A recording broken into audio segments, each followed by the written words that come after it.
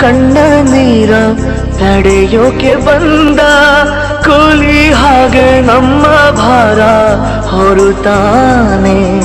ಸ್ನೇಹ ಎಂದರೆ ಹಾಲು ಜೇನು ಎಂಬ ಸತ್ಯವನ್ನು ಈ